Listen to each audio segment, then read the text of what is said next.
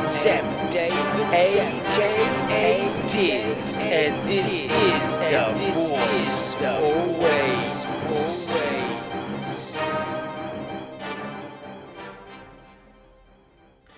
Welcome once again. This is the Force Always. Subscribe, like or share this video. It's a weekly Star Wars news, reviews, views, interviews, all the stuff you want to choose with Star Wars. It's right here. Let's get on with the Star Wars news. Big one today. Colin Trevorrow, who is meant to be directing episode 9, is now not directing episode 9. It's only been announced a couple of hours ago, but he will not be directing episode 9. Who will take over? Don't know as yet. But more about Colin Trevorrow in episode 9 later on in the show, in my interview section. Not with Colin, but with myself, with some ideas. To more news, 100 days to go. That's 100 days to go to The Last Jedi. That seems to be on track, and that's great. 100 days to go to The Last Jedi. Still got that director, still got that movie on the way, and that's great. 100 days to go. To more news, Rebels, the animation series for Star Wars that is set just before Rogue One and technically set before A New Hope, which is episode 4, which is the original Star Wars movie. Season 4 will be commencing shortly. They had a trailer in the last couple of days. The commencement date is October 16. Check that one out. Speaking of Rebels animation, and to more news, the Rebels animation season 3 Blu-ray DVD is out in America, but not here in Melbourne, Australia. Not even a data bank can tell us when it's actually coming out. But the Rebels animation season 3 on Blu-ray DVD is not out in Australia, Melbourne, Australia, but is out in America. Just to let you know. To more news, Empire magazine in their October issue will be releasing some great Star Wars covers for The Last Jedi, 2 of them of which that I've seen. One with the handing of the lightsaber from Rey to Luke, and the other one is just of Rey and Luke in some sort of pose. So check that one out. Empire magazine October issue.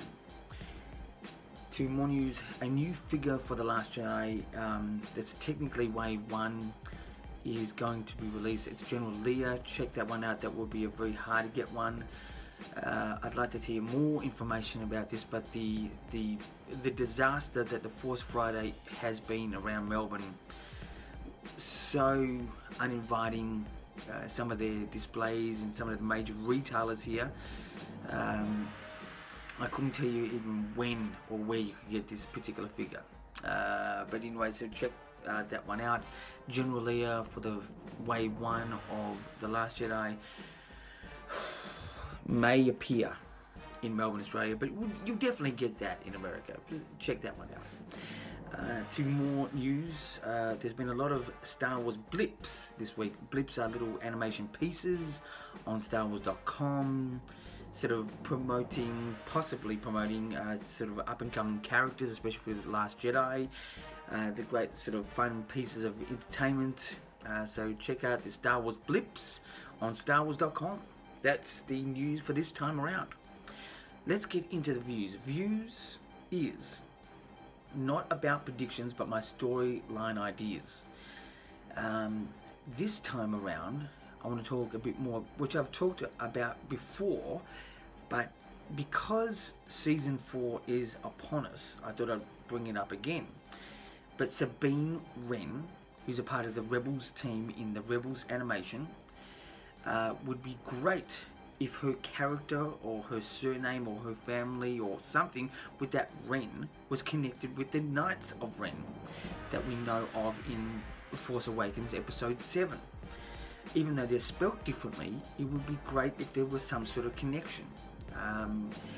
You know, whether the Knights of Ren somehow started way back then and, you know, sort of stole the idea, stole sort of family heirlooms and stuff like that, or just criminal activity with the Sabine Wren family, caused by the Knights of Ren, would be interesting.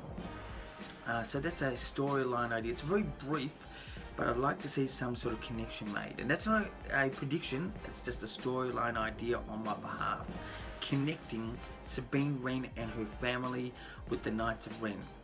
Unfortunately, it's going to the bad way of things, but it'll create an interesting storyline. That's the views for this time around. Reviews this time around is another character I bought on Force Friday, which again, Melbourne, Australia was woeful, absolute woeful, and still some of the retail outlets here have not got the act together. But anyway, one of the characters I did get, which I'll just get,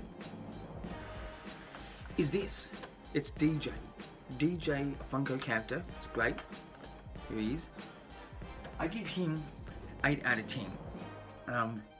Great character and interesting looking character for the movie The Last Jedi. Very darkened, sort of like cross between the good side and the bad side. But on the hat in that Funko character, there was some sort of writing. And when translated, it actually says, "Don't join," which could mean the connection to DJ, his character name. Apparently his name does not get mentioned in the film, The Last Jedi, but DJ could mean don't join, which would be interesting, sort of sitting on the fence type of character, but a person who does not want to be a part of the good guys or the bad guys. So it's I'm looking forward to seeing the Benicio del Toro character, DJ, in The Last Jedi, and that Funko right there, which I hardly buy, 8 out of 10. Let's get into the interview section of The Force Awakens. It's 2Q. That's 2 questions I asked myself for you guys out there. Because we've had this unfortunate news with Colin Trevorrow departing from directing Episode 9 today, and I asked myself a couple of weeks ago, is Colin Trevorrow good for Episode 9? And I said yes. I still think he is. When I saw Jurassic World, I thought it was a great blockbuster, popcorn type film, but it had a sort of a finale sort of feel to it, and I think that's what Episode 9 needs. And so I think he's still good. That's the answer of that question. But the next question is, who should direct Episode 9? I've heard some talk that Rian Johnson should just continue. I think it would be great, but I just don't think he'll be able to sort of conclude it. Especially we haven't seen Episode 8 yet, so we don't know if it's a good or bad film. And I think, unfortunately, the timing of announcing someone like Rian Johnson may, shoot themselves in the foot for Disney. If, The Last Jedi is not great or good. I've heard talk that Christopher Nolan, I think he's just the wrong fit for the film. I mean, he's a great director, great film with The Dark Knight.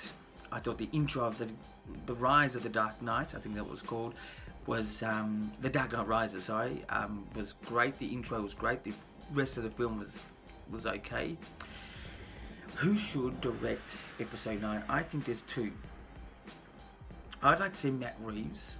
I think his availability will just not be there, but Matt Reeves, who did War for the Planet of the Apes, did a great concluding film to the Planet of the Apes series. He'd be great. And the other person, which is interesting, I thought it was an average but good film that this person released, directing, yet it was praised highly, and that is Wonder Woman's director, Patty Jenkins.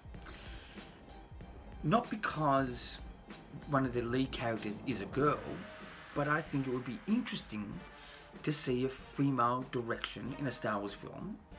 And I think she's got the qualities of knowing how to deal with a blockbuster in a fantasy film, and directing someone like Rey and Luke Skywalker, everyone, I think would be interesting. I thought Wonder Woman was good, but average.